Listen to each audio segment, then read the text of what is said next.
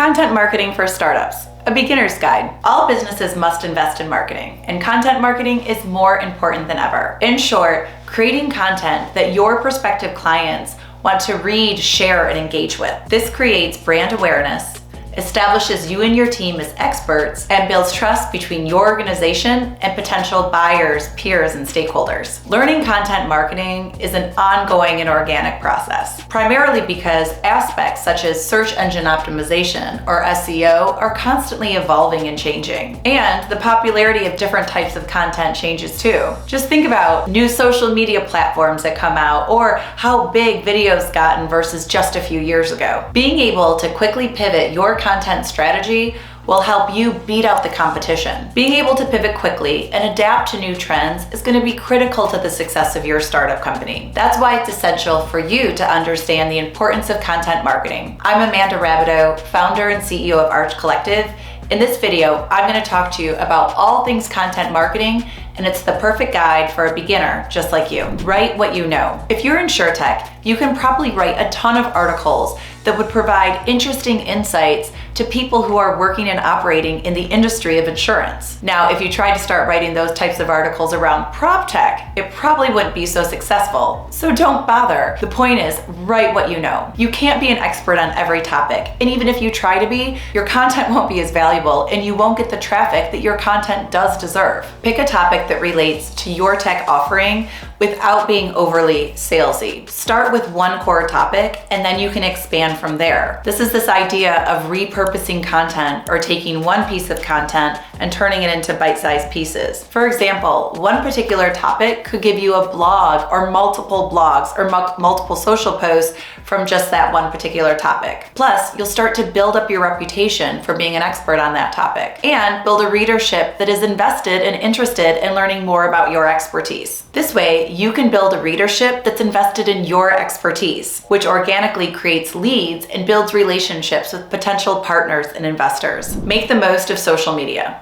If you've done your ideal customer profile or conducted voice of client research, you're going to know a lot about your clients, what kind of information they want, and where they want to get the information. For example, it does you no good to write a really amazing tech article and only post it on Instagram when your entire audience is spending most of their time on LinkedIn. So to that point, pick your platforms carefully and then use that platform to spread your content widely. Use hashtags where appropriate.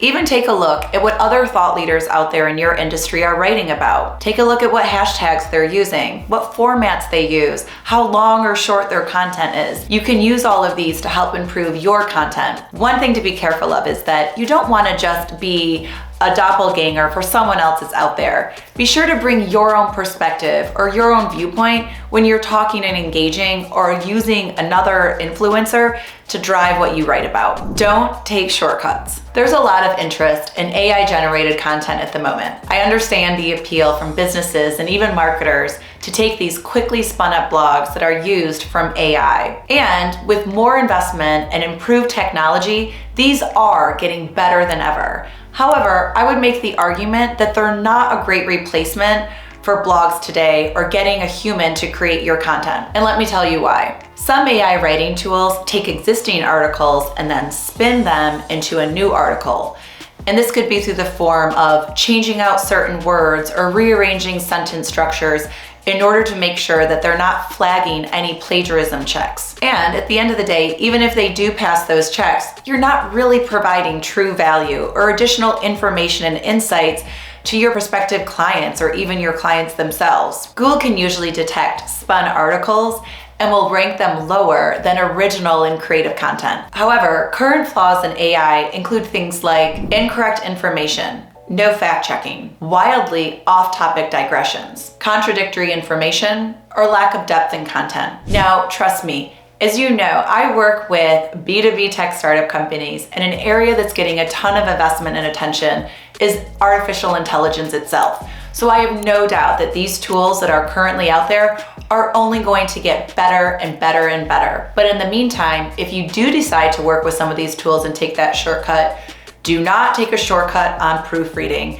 Be sure you read through everything and don't just copy, paste, and go, because it's very likely that you could find some discrepancies when it goes live. And content at the end of the day is all about educating and informing your end user. And yes, it does help your search engine optimization. Creating poor quality content just to have activity on your blog is actually terrible for SEO. Content that readers value is essential because what they'll end up doing is linking that blog in their blog or in their articles or even on social media, so you start to expand your readership and your reach. Google actively rewards sites with plenty of backlinks. What does this mean for you?